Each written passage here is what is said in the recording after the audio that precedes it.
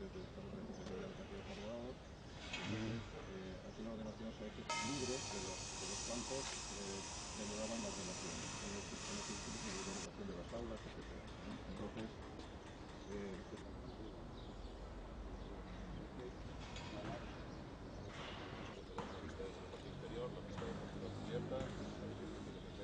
proponer que el patio deportivo forma la cubierta de la pista deportiva. Thank you.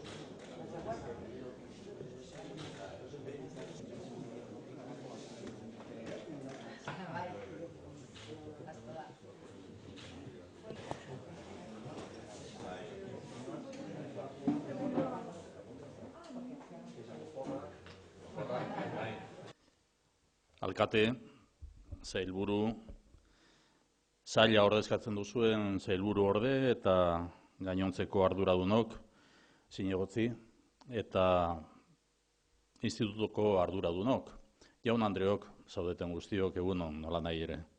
Eta eskerrik asko ikastetxeetako eta ikastetxe honetako berrikuntza lanak eta helburuak bertatik bertara ezagutzera edo eta ezagutzeko aukera emateagatik. Inbertsio hauek Eusko Jaurlaritzak abian duen hezkuntza azpiegitura 2019-2023 bitarteko planean txertatzen dira. Plan honek edo plan horrek 250 ekimen jasotzen ditu eta egin beharreko inbertsioa guztira 320 milioi eurokoa da. 320 milioi eurokoa. Gaur, alkateak esan bezala, Iruarteta eta Pasarribideko ikastetxeen obrak bizitatu ditugu. Bilboko 2 ikastetxe hauen kasuan, 8.200.000 euroko inbertsioa egitea aurreikusita dago.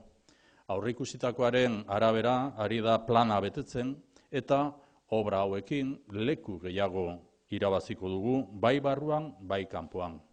Gure helburua ikastetxeak modernizatzea da, bai irisgarritasunean, bai bere espazioen egokitzapenean, hezkuntza azpiegituren planaren barruan institutu berri bat eraikiko dugu, alkateak ohartarazi egin didalarik 7 kaleetan. Beraz, beste institutu berri bat eraikiko dugu 7 kaleetan Bilbon. Honen bidez, aurreskolak dituzten eskariei ere erantzun egokia eskainiko diegu.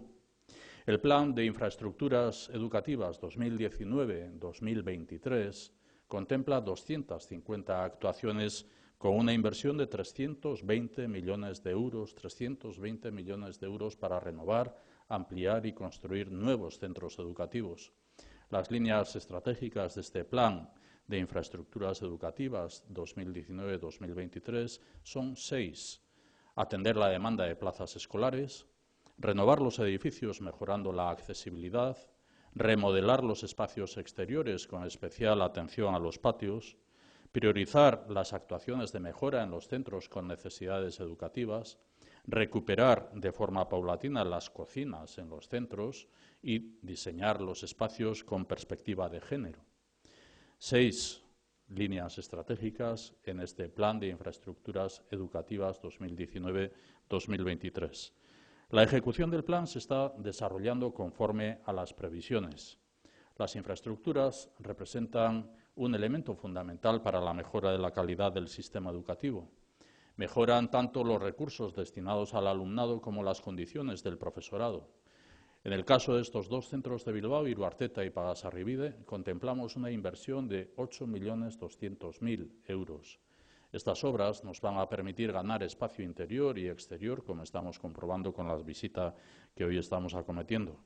Y hoy queremos agradecer la colaboración del Ayuntamiento de Bilbao, en la persona del alcalde y del concejal aquí presentes, en la puesta en marcha y desarrollo de estas actuaciones de mejora. Hemos recibido todas las facilidades y vamos a trabajar juntos, vamos a seguir trabajando juntos en un objetivo que compartimos, la modernización de las infraestructuras al servicio de la mejora de la educación. Y vamos a seguir colaborando. El Plan de Infraestructuras 2023 incluye, como el propio alcalde me ponía en bandeja el poder decirlo, la construcción de un nuevo instituto en el Casco Viejo. Insisto, el Plan de Infraestructuras 2023 incluye esta construcción de un nuevo instituto en el Casco Viejo. A través de esta vía vamos a ayudar a responder también a las necesidades de equipamientos de las haurreskolak. Bukatzeko, eskerrak eman nahi dizkiot benetan Bilboko udalari emandako laguntzagatik. Erraztasun guztiak jaso ditugu eta elkarrekin lanean ari gara partekatzen dugun helburu baten alde, azpiegiturak modernizatzea hezkuntza hobetzeko. Hezkuntzaren erronka lehentasunezkoa da eta elkarrekin jarraituko dugu lanean horren alde. Beraz, gaurko honetan bisitari bukaera eman nahirik, eskerrik asko eta guztiok egun ona izan dezazuela.